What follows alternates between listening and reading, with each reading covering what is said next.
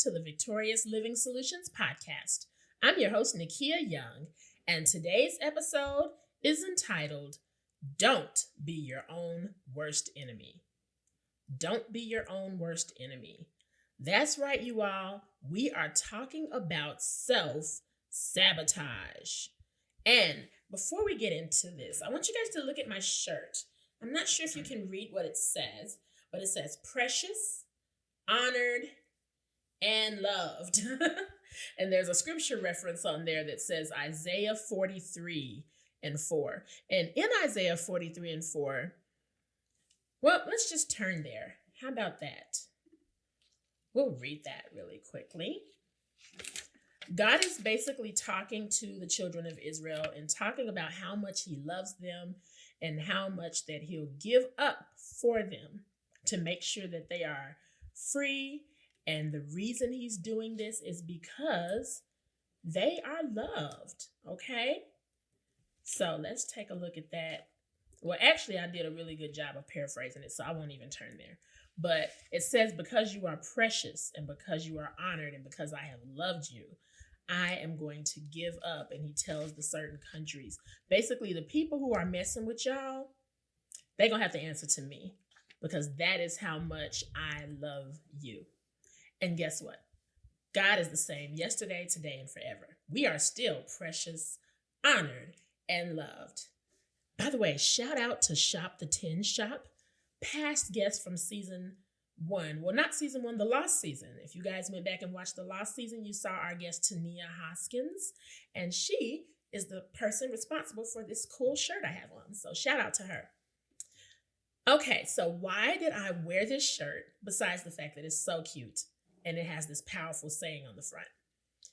It's because at the heart of things, if we don't have a divine revelation of just how much God loves us and that his love for us doesn't change, he always sees us as precious, honored, and loved, then we will be more prone to self-sabotage. So let's go into the definition of what self-sabotage even is. And for this definition, I went to www.Psychology Today. I love Psychology Today. And it says, the definition says that behaviors that create problems in everyday life or daily life and interfere with long-standing goals. That is what is called self-sabotaging behaviors, okay? Some of the most common self-sabotage behaviors include procrastination, just wait until the very last nanosecond to get things done, even though you know that that's going to hamper the goals you're trying to reach or cause you to be in a frenzy. Another one is perfectionism. And in a previous episode when we interviewed project manager Magdalene Harvey, the project queen, she said, done is better than perfect. So people who are perfectionists and you have to, this has to be just right. And I've got to have this done and I've got to have that and it's got to have this. And there is nothing wrong with walking in a spirit of excellence because we should want things to be done right. But nothing is going to be perfect. And if you have to wait for every single duck to be single file before you take a step, that's self-sabotage because you'll never get anything done that way. Another common self-sabotaging behavior is relationships. And this is huge because the self-sabotaging relationships can go both ways. One way is choosing friends and romantic partners and etc. that you know good and well are not right for you.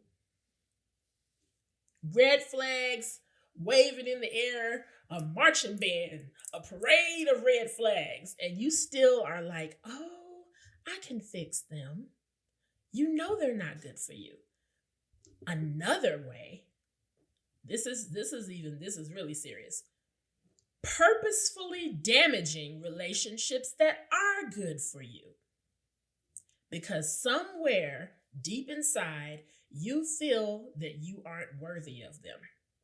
So you get the guy of your dreams and you find some kind of way to nitpick everything about him.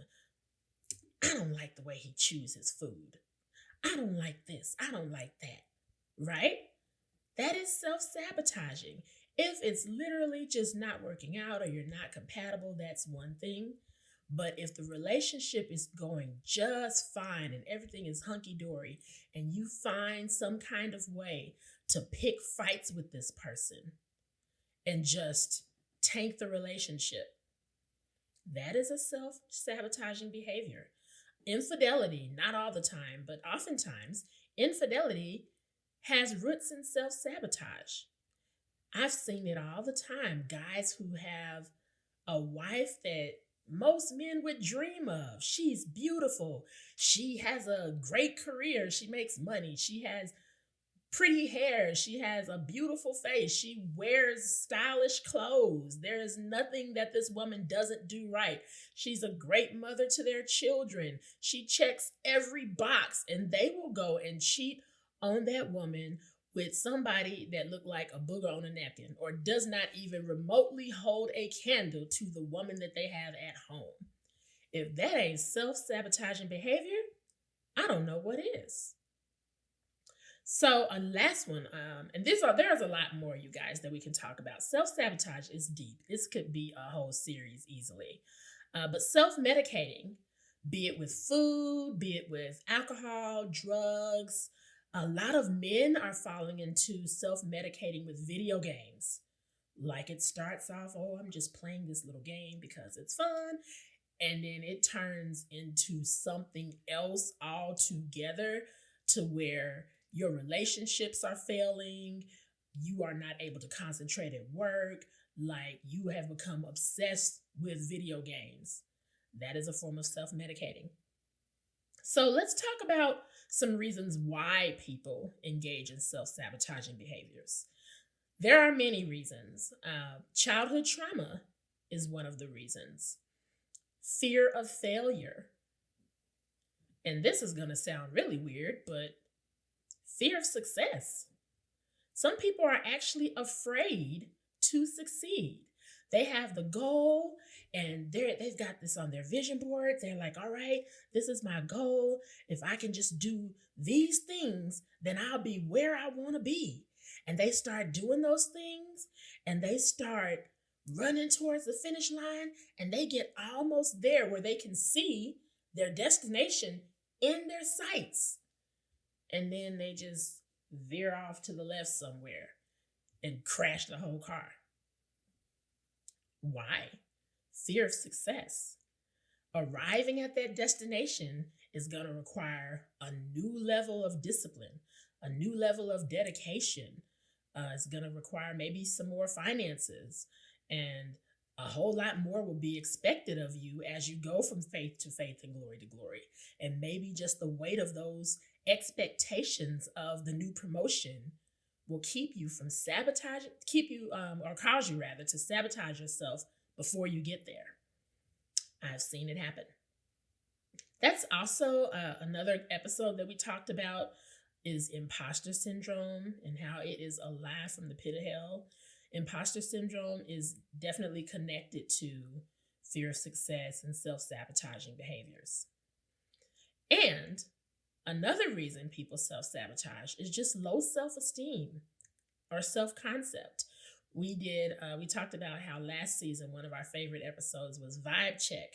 How is your self-concept? And how you feel about yourself has everything to do with your intrinsic motivation to do things. If you have a low self-concept or low self-esteem, if something good comes your way, like I said before, you will some kind of way find a way to destroy it because you have that negative, toxic thought. I do not deserve this. I don't deserve this good man. Let me hurry up and tank this relationship before he discovers what a mess I am. He's going to leave me eventually anyway, so let me just go ahead and mess this relationship up. So now that we've talked about what self-sabotage is, what are some common self-sabotaging behaviors, why people do it, let's talk about how to stop doing this. how do we stop doing this, right? The first step is to be aware. Some people do not know that the behaviors they're engaging in are self-sabotaging behaviors. They literally don't know this until someone tells them, hey, have you noticed that every time you start getting close to that goal you set, you do something goofy and mess it up? No, I did not notice that, but thank you for pointing it out. This is why having accountability partners or friends that are going to give you the real deal are key. Okay? So I just said 1 and 2 together. The first one is be aware. Some things you can do to be aware: journaling and reflecting, taking some time to debrief when something goes wrong. Okay, so a project goes wrong, a relationship goes wrong.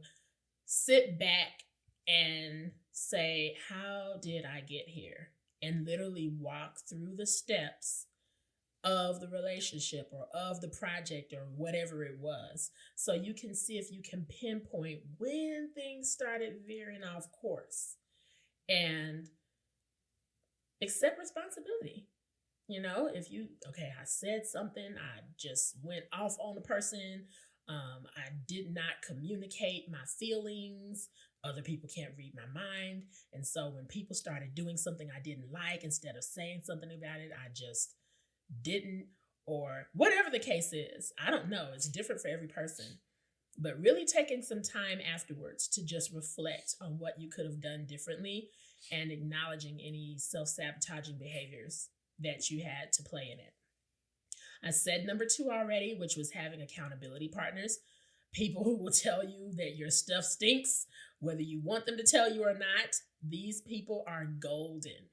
If you are around a lot of yes men or yes women, that too is a self-sabotaging behavior, and also a borderline narcissistic behavior. Nobody is right all the time, and people need to be able to tell you when you're doing something that is hurting the bottom line, right? Or that is not right. You need to have somebody in your life who can check you. Lastly, get some coaching. And I highly recommend my Get Your Mind Right life coaching packages. You can find more of that on www.victoriousliving.solutions.com.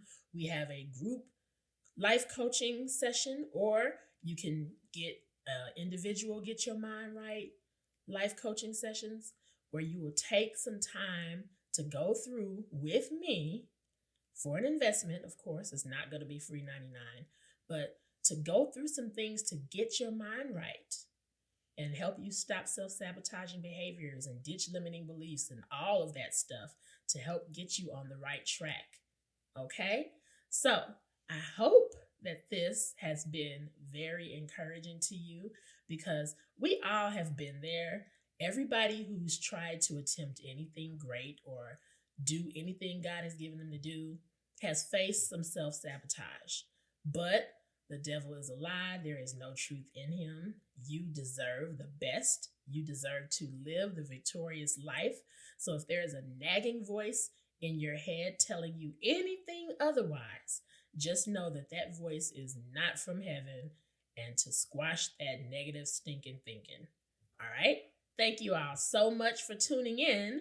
We'll see you next time. Keep living victoriously. Bye, everybody.